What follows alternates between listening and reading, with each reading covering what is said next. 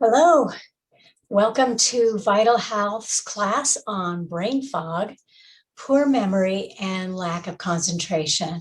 If you've watched any of our webinars in the past on this subject, this is going to be a little bit different format than what we've had in the past, but I believe you'll get lots of information. My goal is that you go home this evening and you have some immediate tools that you can start using to help your brain function as it should.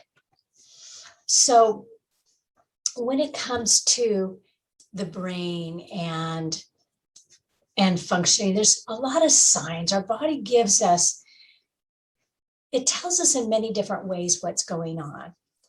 And it's our job to identify what are the signposts, what is the body telling us that we can correct. And that's what this is going to hopefully help you to figure out. But also, if you're here as a patient, we're known as the health detectives because we look for the deeper reasons why things are going on and why your brain may not be functioning the way that you want it to. So to understand brain fog, poor memory, lack of concentration, we need to look at declining brain function as a whole. And so if you don't hear me saying brain fog, poor memory, and lack of concentration, it's because I'm talking about it all collectively.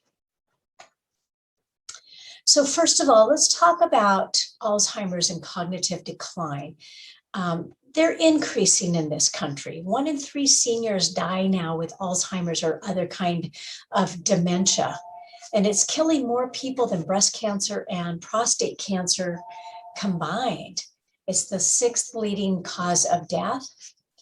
And between the years 2000 and 2017, deaths from heart disease have decreased by 9%, while deaths from Alzheimer's have increased by 145%. The question is why? Because a lot of the things that you may be doing right now that's contributing to your brain fog and your poor memory and all of that, your lack of ability to stay focused, a lot of times are precursors to this. And so we want to stop it right now in its tracks before you head in that direction in your life. So how do we get from here to here? We need strong brain function. First of all, it's complicated. It's not simple. If you look at this word cloud, you could see lots of things bouncing out at you like diet and different minerals and fats, sleep. There's so many things that are involved, and we're going to cover as much as we can in this 1 hour that we have for the webinar. But I want you to just know that it's more complicated than it seems like on the surface. So we have to get it all right. We have to have the right fuels. And the right fuel is nutrient-dense foods, replacing your sugar, carbohydrate, your empty calorie foods with foods that really have good building power that will give you the nutrients that your brain needs to function. And some of you might be saying, you know, if we have some health professionals on this, well, yeah, the brain needs sugar. And the brain does use a lot of glucose. In fact, about 60% of the glucose goes to the brain, and most of that is during the night at sleep. And we are going to talk about sleep and how that affects your brain. A little bit, we're going to talk about that. But it's this refined stuff, the stuff that has, it's just empty calories. It's just filling space instead of putting things in your stomach that's going to have value. The right environment. The right environment could be in your body and it could be around you. In your body, it would be reducing inflammation and stress and anything that's kind of weighing down on your body. But then there's also environmental toxicities, things that are in our water and our food and in our air, and also electromagnetic frequencies from all of the things that we're plugged into today.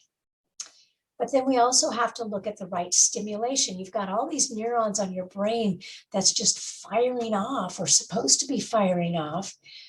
We need to know how to fire them in the right way and what we might be doing that's firing them in the wrong way. So brain stimulation, we're going to talk about that, different ways to stimulate the brain.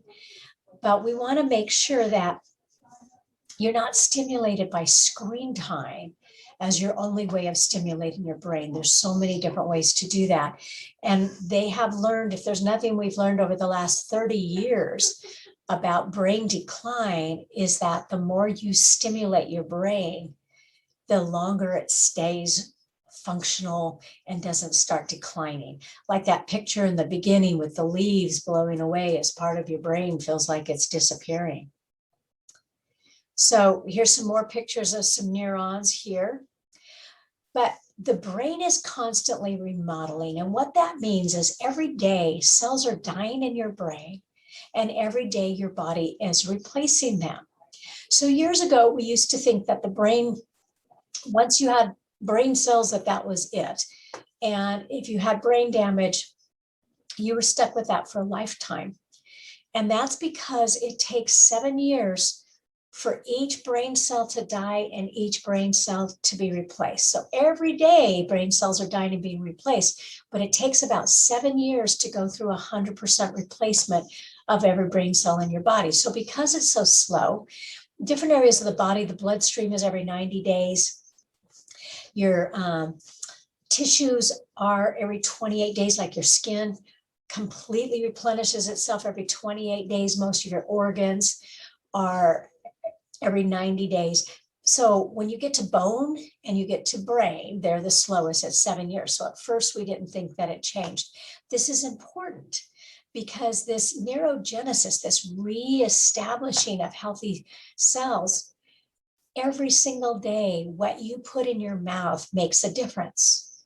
If you're putting things that are destructive, like alcohol and smoking and a lot of different drugs, it actually prevents you from building new brain cells that day.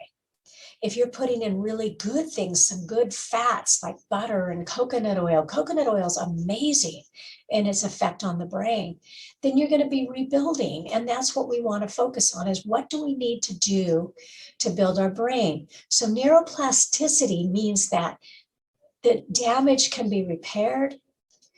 Things like plaquing can be reversed, but you have to give the body everything that it needs. So you're always looking at what's missing that the body needs and what's blocking.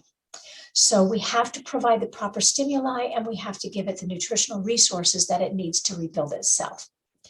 So also your genetic expression is changing too. We used to think that our DNA, if our parents have Alzheimer's or parents have problems with focus or any kind of issues, that means that's going to happen to you too. And we now know that that's not true. Through a science called, I just lost what it's called, talk about poor memory, epigenetics. Through epigenetics, we now know that even though we may have a predisposition toward a certain disease, and it's not just brain related, it doesn't mean we have to go there. We actually have more that we can do to control it. And so we have the ability to predetermine if we're going to go that pathway or not. So how do you choose to stimulate your brain? Are you doing it with intellectual conversation?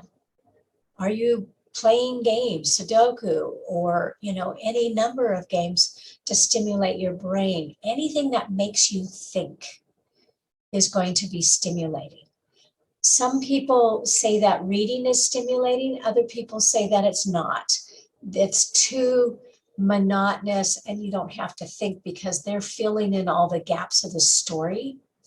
And so you don't have to think through it. Obviously, if it's something scientific material or educational material, that's going to be different. But if it's just reading novels, that doesn't seem to have the same stimulating effect on the brain. Basically, you have to be learning. So causes of cognitive problems. So cognitive meaning anything that's affecting your thinking.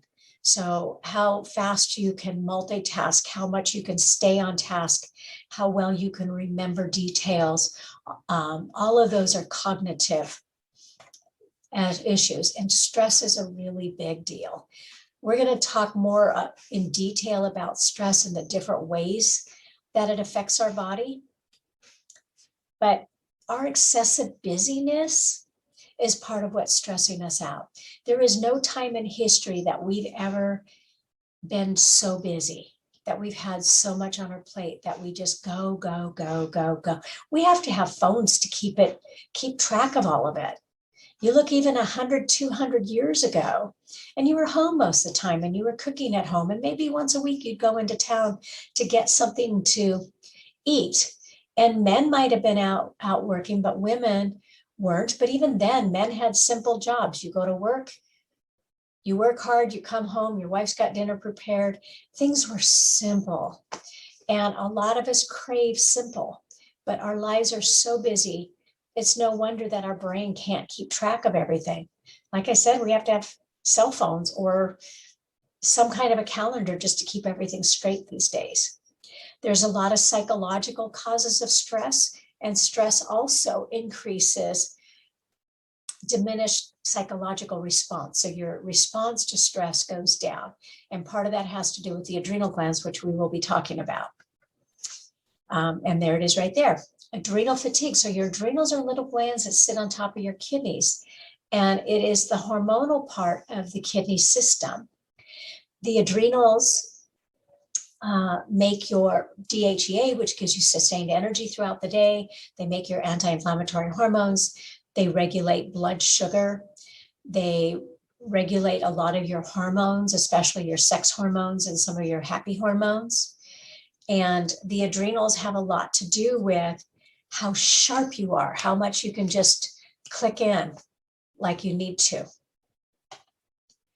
The other thing that we're going to talk about is your body needs a lot of nutrients. Minerals are critical for brain function. They're critical for your sleep. The minerals you need the most in the brain is manganese and zinc. Zinc is one of the biggest ones, but most minerals are needed at maybe smaller amounts, but broad-based minerals is what you need. You don't want to micromanage by, putting a little bit of zinc in here and magnesium in here and manganese in here and the different ones and giving isolated. It's better to get a food-based whole mineral complex that has all of the minerals present. You may need to supplement separately, but only if that's a problem for you, and it really should be tested to find out. Essential fatty acids, you will never be able to heal the brain if you don't have good fats in your diet. Part of the reason I believe that we have a lot of cognitive issues is because we have been brain phobic for, not brain phobic, that would be interesting. We've been fat phobic for so long that our brain doesn't even have what it needs in the way of fats. So essential fatty acids are just that. They're essential because we need them every single day. The body does not make them. If you don't provide them in your diet, then you don't have, the brain is mostly fat and water. If you're not hydrated and you're not supplying fat, how is the brain supposed to do anything? How is it supposed to repair itself? If you're trying to build a new home, in this case, a new brain, and you bring all the materials to the building site, and you bring the flooring and you bring the wiring and the plumbing and you bring the concrete and the sheetrock, but you forget the wood, could you still build a home? Well, yes, you could, but you're going to end up with a shack that's not going to have the structural integrity. It's not going to do the job it was intended to do, and it doesn't take much forces of nature for it to fall apart. And the main wood, so to speak, is fats. Fats are so incredibly important in the brain. And I usually recommend that people eat 1 tablespoon per 50 pounds of body weight every single day. And those fats need to be butter, coconut oil, lard or tallow, and olive oil. Any other oil, throw it out. It's actually going to inhibit some of your brain function. So we'll talk about that more when we get more into fats. Proteins are really important as well.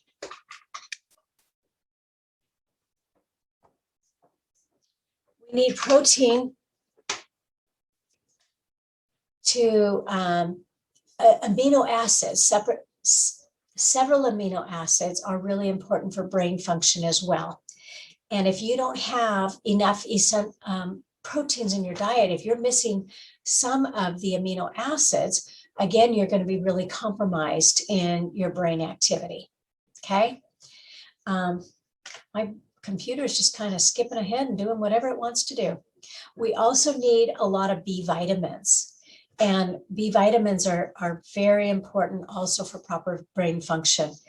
And unfortunately, most of the B vitamins that are on the market are synthetic or they're made out of coal tar and the body can't break it down.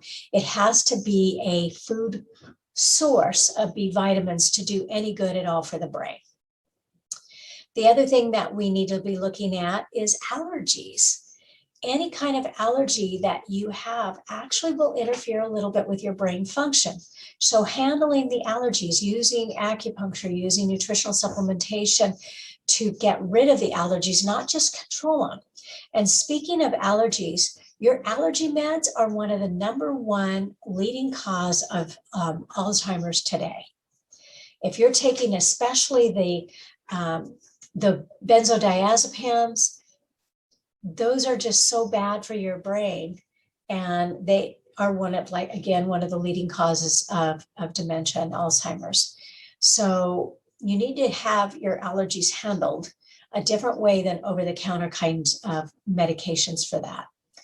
If you are allergic to a food, don't eat it. Some people say, well, I'm only allergic if I have a lot, but I'm okay if I have a little.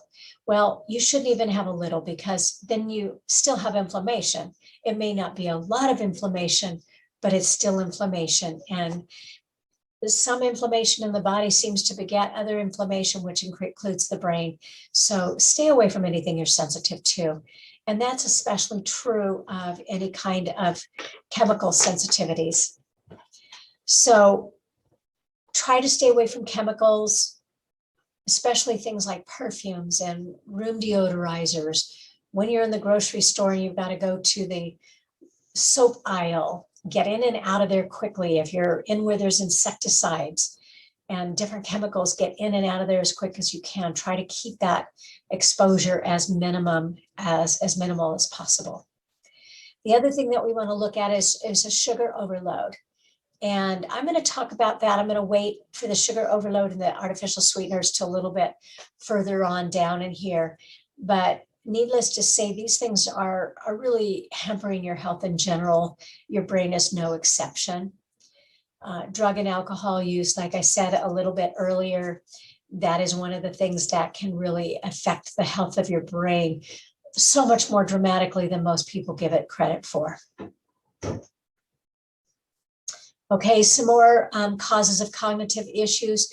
So gastrointestinal complications, if you've got issues going on with your stomach or small intestine, large intestine, gut dysbiosis, which is an imbalance of the proper gut flora, the good versus the bad bacteria in the gut, or candida, is going to make a big impact on the brain. Anything that happens in the gut will affect the brain.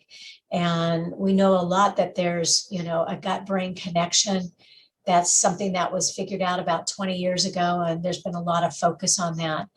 SIBO, SIBO in here is small intestine bacterial overgrowth. That can be really difficult as far as brain health is concerned as well. Leaky gut, Crohn's, colitis, any kind of malabsorption issues or hyperabsorption issues, any kind of inflammation is going to, or has the potential of having some pretty negative impact, especially when it comes to, it just feels like your brain is just like, oh, like there's this block sitting on it. And you just feel so foggy and you just can't get the words out. You just can't quite think clearly. You need to be looking at your gut dysbiosis. So again, medications like the benzodiazepines, statins. Oh, your cholesterol lowering medications are horrible on the brain. Talk about having brain impairment leading to Alzheimer's, but definitely memory issues and brain fog. The statins, which are your cholesterol lowering medications, are really, really awful on the brain. And most people that take statins, they even comment they feel like they've gotten dumb. And it's really sad. If your cholesterol is high, we need to figure out why your cholesterol is high. Take care of that problem, and then your cholesterol just goes down. I'd rather see people handle it that way instead. But your anticholinergics, your antipsychotics, your bladder, a lot of your bladder medications, epilepsy drugs, steroid drugs, most of the ones that are for helping your brain, on one hand, from depression or anxiety, are actually going to numb your brain, and that's not what we're after too. So other issues here is poor circulation. We have a lot of vasculature that is really important in the body because the circulation is what brings your nutrients into your tissues. And when your circulation is poor, your brain cognition can be poor as well. Oxygenation is a really big deal. They're finding that people that are not getting enough oxygen just can't think clearly. People who have, let's get this back to that one point. People who have sleep apnea, when they get on these CPAP or BiPAP machines and they're suddenly getting oxygen, suddenly their brain is back. But you have to also take it from a standpoint of, do you have the minerals that your body needs, actually vitamins and minerals that your body needs to be able to heal and to be able to carry oxygen to your brain so you have that sharpness. So iron is important with that. Vitamin C is important that. And I say vitamin C, but be very careful because the vitamin C that's sold as ascorbic acid or calcium ascorbate is not real vitamin C, and it does not have oxygen carrying capacity. It is actually a fake type of vitamin C and can actually kind of slow down your brain function. If you've had any occupation where you've been exposed to heavy metals, like the welding industries or automotive industries, a lot of factories may have chemicals or heavy metals that are in the air that you're breathing or on your skin that you're absorbing. And so it's going to be really important to find out that. And generally what I do is, if we've gone through all of our investigative work, we've handled all the things that we've discovered, and you're still not quite changing the way that we expect that you should be, then I may order a hair analysis and get a little bit deeper and find out, is there a heavy metal toxicity issue that we're going to have to get cleared up? The other thing is parasites. Parasites steal your nutrients before you get them.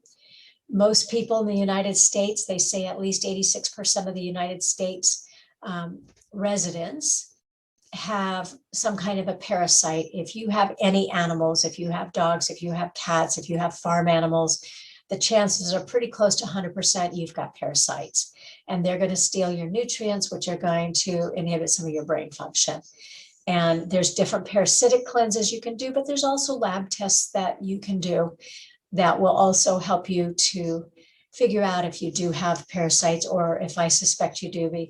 There are different signs and symptoms of having parasites. And if I suspect that's going on with you, I may order a test to find out for sure. But there are parasite cleanses that we can do to get rid of them. Any kind of a chronic infection, especially sinuses. When you think about your sinuses, they're sitting right here, right up against your brain. And so if you have chronic sinus issues or mouth issues because of poor dental health, that can have an adverse effect on your brain as well. So make sure that you have good oral hygiene, that you're getting your dental health addressed on a very regular basis. And again, if you have sinus issues or allergy issues, make sure that that gets addressed as well. Here again, we've gone through 2 pages of notes on causes of some of the cognitive issues that we're having. And as you can see, it's complex. It's not just real simple things. There's a lot of things that we have to look at and try and sort through to try to figure out why it is for you. and why it is for your neighbor and why it is for you and why it is for your spouse may be completely different than why it is for anybody. So let's talk about what you can do. One of the things you can do is live a low stress lifestyle.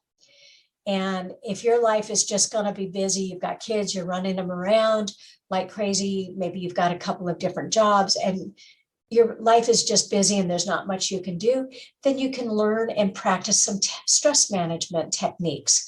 You can do different kinds of meditations. You can, I think it even says it in here. We'll come back to that. Different kinds of meditation. You can do exercises such as Tai Chi or Qigong or yoga, things that are geared to help calm your mind and help kind of put a barrier there between your stress and your brain as much as you possibly can. Avoid smoking, alcohol, and drug use. And that drug use might be street drugs, it could be prescription drugs. Many drugs have an adverse effect on the brain. There's a website called amenclinic.com, and amen is AMEN, like you say at the end of a prayer. They do SPECT scans of the brain under the influence of drugs, alcohol, all kinds of different things. And you can see on that webpage exactly what it does to your brain. It's pretty terrifying. So one of the other things that you can do is get adequate sleep. People need 7 to 9 hours. Women need more on the 9 hours. Men need more on the 7 to 8 hours. 10 hours is even better, especially if you've got some issues with brain fog. We're going to talk more about sleep in just a little bit because some of you are probably going, yeah, I would do that if I could. And so we're going to talk about it. So exercise is also really important, especially high intensity interval training. And we'll get into details on that one too. Nutrition, we need the raw materials. Again, we're trying to build a healthy house. We can't do that if we don't have the proper raw materials. And I mean that through nutrition, eating foods and eating supplements that are feeding the brain and not just knocking it around, trying to get it to wake up. We need to actually feed the brain. Again, learning something new, something that stimulates your brain is really, really important. Games and puzzles, challenging yourself. I consider myself a professional student. I've never stopped learning and I don't intend to ever stop learning. I will always be challenging myself and learning new things. And I like to see people do that too, but not on a screen. That's too easy. The other thing I wanted to talk about a little bit is EMFs. EMFs are electromagnetic fields. Your brain is an electrical mechanism. And when you have all of this electronic bombardment going on in your brain all the time, it really tires it out. It makes your brain feel tired. It makes you feel tired. It makes your brain feel stressed. But it's in everything. Even our appliances, our kitchen appliances now have sensors that send a communication to smart meters outside your home. So the power departments, if you're using too much electricity and they're bordering on having a brownout or a blackout, they can literally shut down your air conditioning or shut down your washing machine or something that's using too much power. And so you're connected to it. And what's happening is if your meter is here and your appliance is here, it's going through your brain all day long as it's trying to communicate. If you've got a Wi-Fi over here and you've got your laptop or your cell phone over here or anything else like that, you've got these wavelengths that are going through your body all day long. One of the most important things that you can do is keep your cell phone as far away from your head as you can. If your tower is here, don't put your cell phone to this ear. If the tower is here, put the cell phone here so that it's communicating this way, not through your brain. And keep your cell phone away from your bed at night. If you use a cell phone for an alarm clock, like I do, it is not hooked up. It's on airplane mode, and it's an old one that's not connected to anything. I can't download anything. I can't I can't even get 911. I can't get anything on it. It's a dead phone.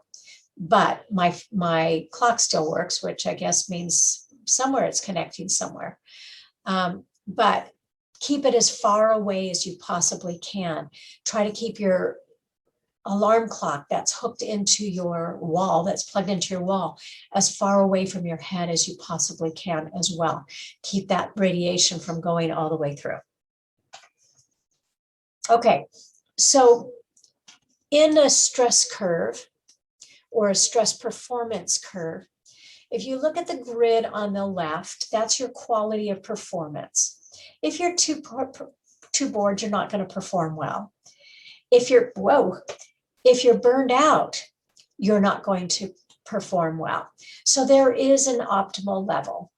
And one of the things is what they call a stress curve, where you're underloaded. About 47% of the population is underloaded. About 23% is what they call eustress, which is a little bit of stress, not a big deal. Not too many people are in that category. About 19% of the people are on overload quite often, and about 50%, 55%. This doesn't mathematically work out. I did not catch that before. Maybe because people vacillate between one load and another, but about 55% are in a burnout. Obviously, we want to be in that eustress or less than that, okay? So stress on the body does a lot of things. It increases cortisol. Cortisol and epinephrine, which epinephrine is also called adrenaline, is produced in the adrenal glands that we were talking about earlier. When you are stressed out, it increases cortisol and epinephrine, which increases your heart rate and your respiration rate. And then it shuts down other processes. So basically what that's designed is if there's danger, you need to either run or fight. You don't need a brain. You don't need to be working out details. You need to be in action. You need to either be strong and ready to fight, or your legs need to have lots of circulation and ready to run as far as you can away from the danger. Because you don't need to be thinking through details and making a decision, your brain shuts down. It doesn't shut down completely, okay? But it slows down, and it's going to be harder to extract the words out of your mouth because everything else is going on. So it also shuts down healing, tells your body to store more fat. There's just so many different ways that stress affects the body. It's shutting down your digestion, which means you're not getting those nutrients to the brain to make your hormones. So coming back to the house example, if you're going to build a house, you have to build hormones too. You need fats, you need minerals, and you need amino acids to make the hormones in your brain, your happy hormones, your endorphins, your dynorphins, your enkephalons, all of the different serotonins.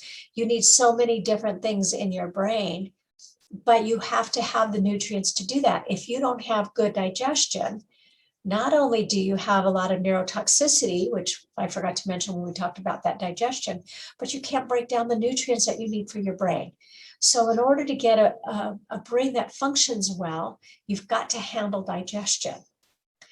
How do you get nutrients into your brain? I guess I should have answered that before I click the next one. You need to have good nutrient-dense foods. Every single meal makes a difference because your brain is making new brain cells every minute of every day. If you skip a meal, you're not going to make as many brain cells in that time period.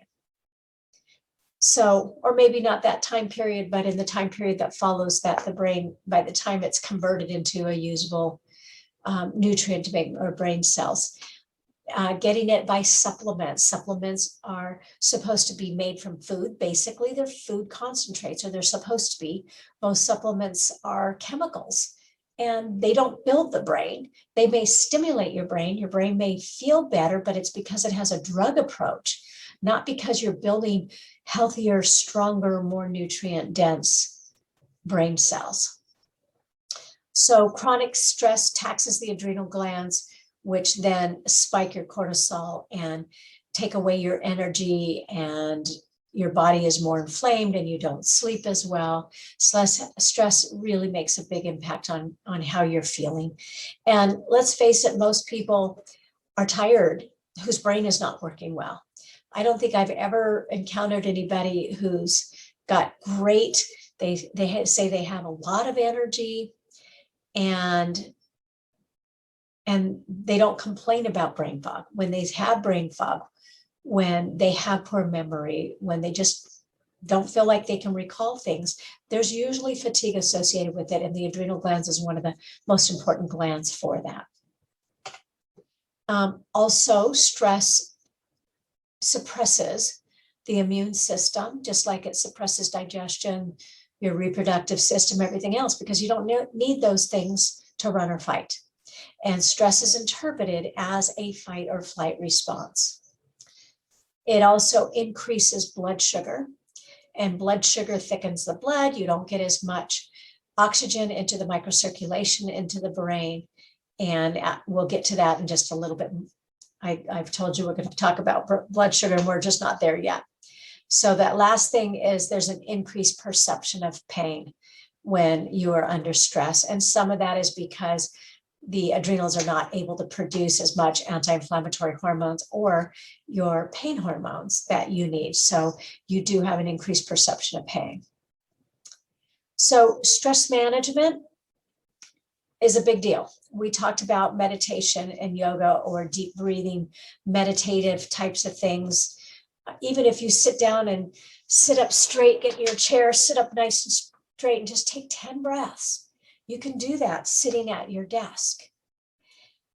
You can walk around. I know people that, just walk around in circles as they're thinking and de-stressing and just trying to get calmness to them. And there's all kinds of different breathing techniques. You want to do breathing techniques that are very deep. If they don't make you feel calm, go find another breathing technique. There's so many different ones that you can do. Find something that works for you. Humming, singing, and gargling are important. They help the vagus nerve, which is part of your body's response to stress. Exercise, we'll talk more about that adrenal support.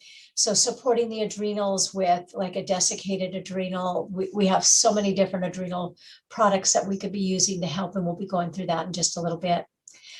Making sure you have ample minerals is going to be really important for your brain. You've got to eliminate caffeine and sugar.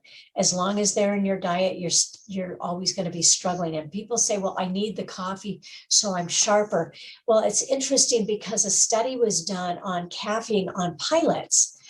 And what they found is that when they're drinking coffee, their cognitive performance is significantly less, but it actually makes them more dangerous because they have a false sense that they're sharper, but in actuality, they're duller and their response time is slower and not as precise and not as well decided, I guess is the word to say. So caffeine is really not good for cognitive health. And sugar, the same thing. Fostering healthy relationships and volunteering in the community, doing things that make you feel good, even though it adds something else to your plate, it actually is a way of de-stressing.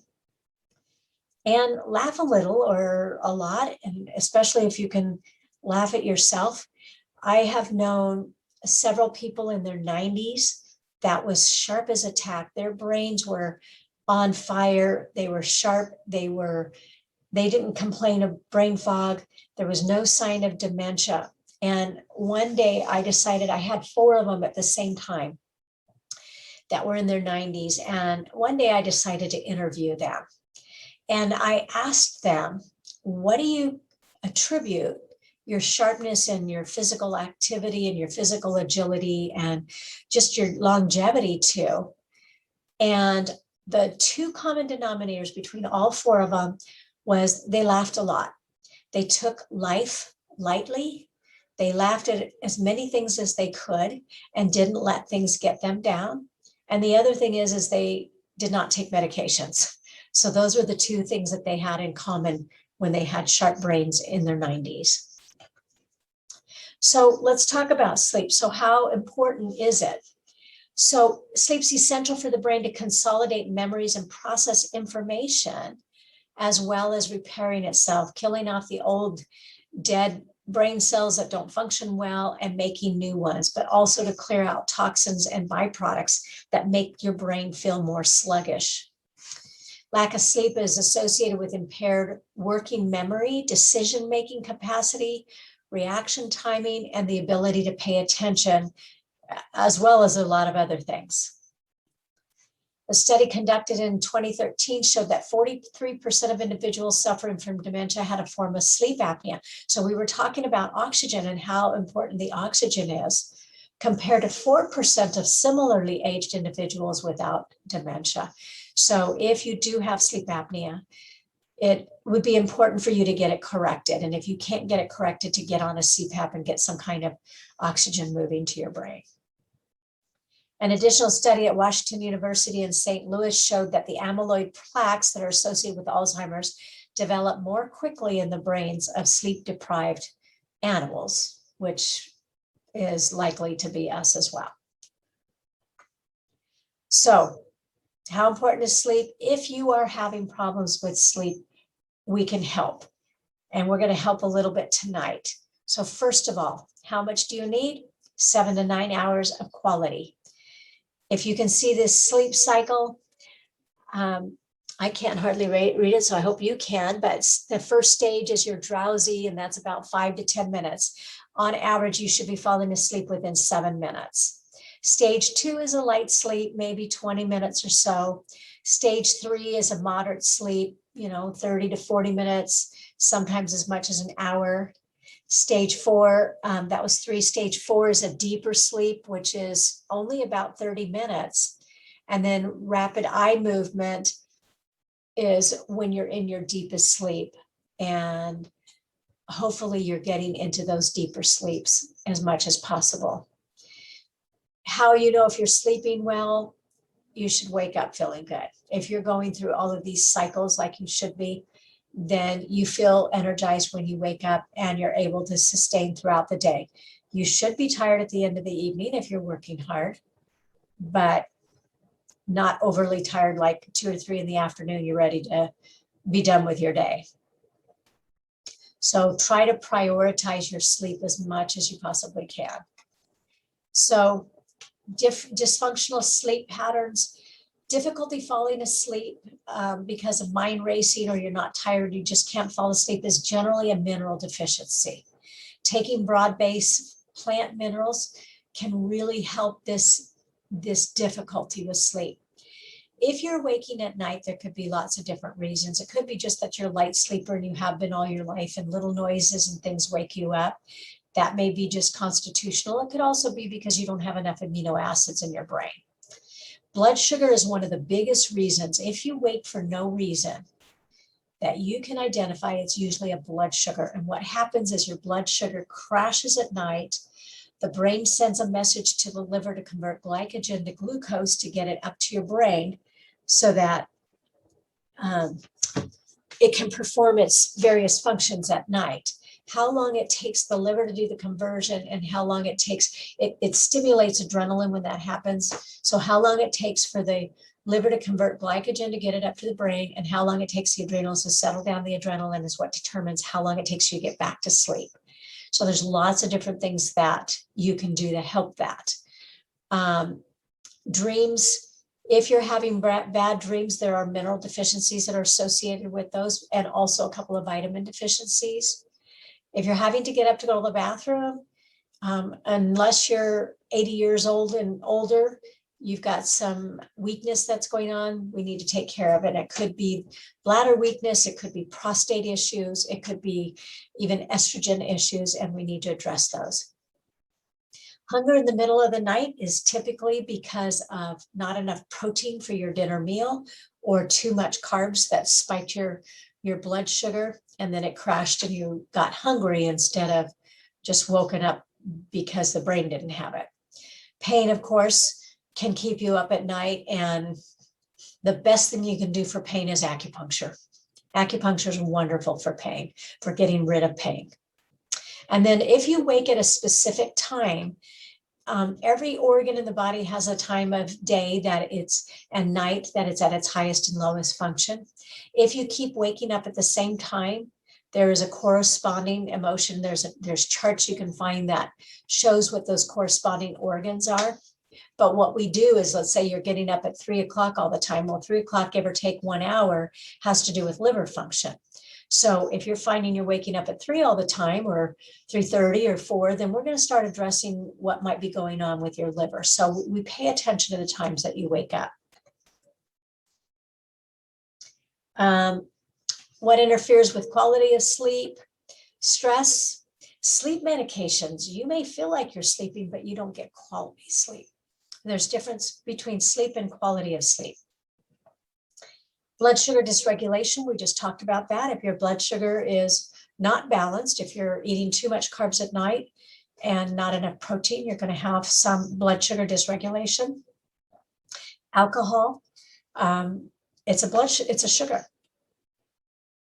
Caffeine, of course, is not good for sleep, and you should have no caffeine at all, but if you do and you just can't keep away from it, allow at least 6 hours before bedtime. Light exposure, certain wavelengths of light interfere with melatonin production in your brain. Your pineal gland makes melatonin. If you have any light source in your bedroom, that can interfere with your sleep and also stop any kind of a screen at least 2 hours before you go to bed. And even then, for the 3 hours even before that, you should be using blue light blocking glasses or some kind of a blue light blocking shield. Or get some of these, some good salad and minerals. And he has the blue light blocking glasses, you could see because of the little hint of blue on them. Nutritional deficiencies can interfere with your quality of sleep and, of course, sleep apnea. So if you want to wake up like this instead of this, start implementing some of those things that we just talked about. So let's talk about exercise. So why would exercise even help your brain? That's a very good question. It increases circulation. It increases oxygen by increasing oxygen delivery to the brain. It increases brain activity in of itself. It increases the size of the hippocampus, and the hippocampus is in the center of the brain and a very important organ for memory, or it's a gland for memory. It's important for verbal memory and learning primarily, and it boosts your mood, improves your sleep. This is exercise. Reduces insulin resistance, promotes hormone regulation, and you need at least 60 minutes a week, somewhere between 60 and 120 minutes a week, not a day. So at 60 minutes a week, that's 20 minutes 3 times a day. 3 times a week. If you can do 40 minutes a day, 3 times a week, that's even better. All right, consider this during the first 6 to 8 weeks of training. This is exercise. Almost all gains in strength are due to neuromuscular adaptation. In other words, the muscles are not getting any bigger, but the brain is simply learning to communicate more effectively with the body and the muscles. Here comes your brain again. Also, it releases hormones called BDNF, or brain-derived neurotrophic factor. And the TNF-A and IL-6, which are inflammation regulating hormones that are important in the brain. Whoops, what did I miss here? So, yep, I guess I was there. My brain, my computer is crazy. Okay, lots of benefits to exercise. Doesn't have to be a lot of commitment. So Journal of Applied Physiology says high intensity interval training evokes larger serum BDNF levels compared with intense continuous exercise. And the Journal of Medicine and Science in Sports and Exercise says that high intensity interval training may be more effective than continuous aerobic exercise in terms of increasing blood flow to the brain, especially in older adults. Most high intensity interval training is done in 30 minutes or less, some as little as 4 minutes. Tabata, T-A-B-A-T-A, is a great high intensity interval training that is one of my favorites to have people do. It is a 4-minute exercise. You do 20 seconds of working as hard as you possibly can and 10 seconds of rest, and you do it 8 times. You can do upper body, you can do lower body, you can do strength training, you can do aerobics. You can mix it up however you do, but each 4-minute interval has to be the same exercise for an entire 4 minutes. If you want to do 2 4-minute exercises, you can do 2 different parts of the body or 2 different types of exercise. Most people can do 4 minutes, but they have found that 4 minutes of Tabata exercises is equivalent to a full hour of a regular aerobic exercise or strength training. So it's really great. It's one of my favorite. There's another one called Wingates, which is 30 seconds where you sprint as hard as you can, either an exercise, running, whatever, and then you rest 2 to 3 minutes and you do that 5 to 8 times. So that's just another way to do it, another version. Group classes are really good, especially high interval training. Coaching is invaluable. If you are not feeling like you're getting enough circulation to the brain, you might want to hire somebody to come look at what you're doing and see if you're doing it properly. Classes like Zumba and NIA, P90X, CrossFit, et cetera, those are all really good exercises. Make sure you're doing load-bearing exercises. Those are important as well. Exercise, here's the reputation for exercise, but really it's a community. It's really more of a community. It's a way of having social interaction, which is really important also in brain health. So